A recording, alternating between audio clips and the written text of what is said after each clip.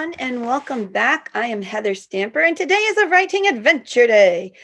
So, today I want to talk about what my next project is going to be for this year's NaNoWriMo, starting in November.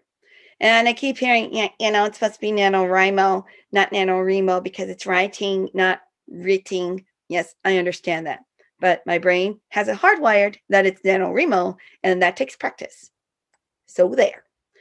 Anyway, if you like these types of videos, please click like and subscribe and ding-a-ling the notification bell. And let's talk about my next project. So after you finish a really big writing project, you feel kind of spent because, you've really poured yourself into this last project. So it's totally okay to take a couple weeks to just kind of decompress from that whole thing. Don't write anything if you don't have to. But sometimes there's a tickling of an idea in the back of the brain, and you can just bring it forward and develop it out. But after this last project with Nibble Nibble, I really struggled with what my next project was going to be.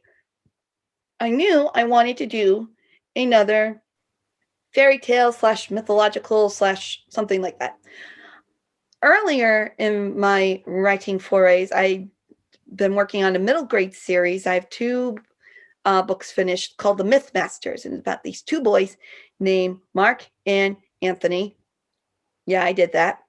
Who are totally fraternal twins, and their emo half sister Libby, who is going through her dark phase, and so they call her the Dark Half. I like that nickname. And it's about these magical objects that the twins get their hands on, and they go on adventures through like Greek mythology. They've gone and met Renard the Fox from French folklore. And so my husband was like, well, why don't you do another Mythmasters one? And I'm just like, done some Greek, done some Gallic, and I don't feel that it's right necessarily for me anyway, to go into other cultures out there, like Native American folklore or like Eastern folklore, things like that, because I don't want to culturally misappropriate anything. I want to be, if I'm going to do that, I want to make sure I am absolutely accurate. I would need a whole lot more time to even dive into that. So I had to think, okay, so what else have I not done? Well, here's the thing with children and mythology. Mythology is gruesome, because when the mythologies were developed at the time, there were a lot of gruesome things happening. Not that there aren't a lot of gruesome things happening now, but I mean, we're talking about things like the incest with the gods and goddesses. You've got murder. You've got, people being born out of blood and things, stuff like that. And that's kind of hard for me to wrap my brain around, reconciling that to how to respect that integrity and yet have a good children's story or a middle grade story. So I actually got my idea from my little writers group at my school. When we're going through an exercise through the NaNoWriMo Junior Writing Project, where you list your ideas. You list like your favorite types of people, your places, and your things.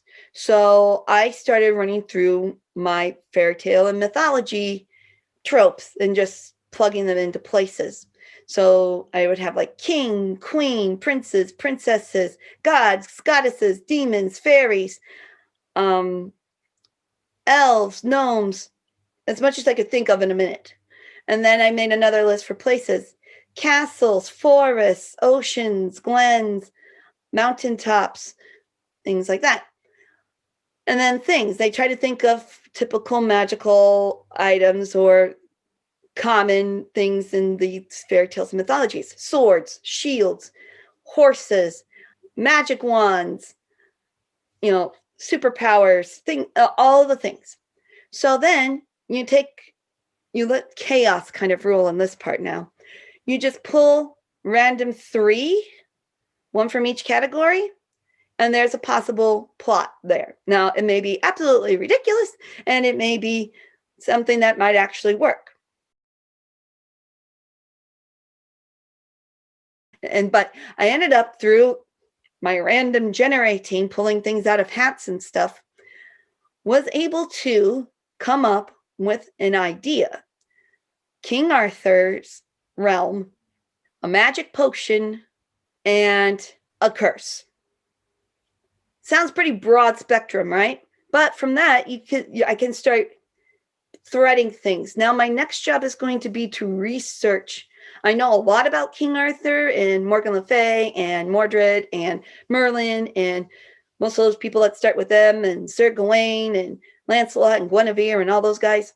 But I want to make sure that I pick just the right kernel of the legend that I can make it into a good book for middle grade readers. So yeah, so if you're stuck for an idea, but you kind of know what genre you want to go into, make lists. Make a list of your people, types of people, your types of places, and your things. And then let the randomness begin until you find something that are like, that might work. There's possibility there. And then just play. Just enjoy the imagination process of getting ideas together. So that'll be it for this writing adventure. I think taking that first step out onto the road, you never know where your feet's going to take you, Hobbit. I think that is a very good place to start. So I hope this was helpful in your writing journeys.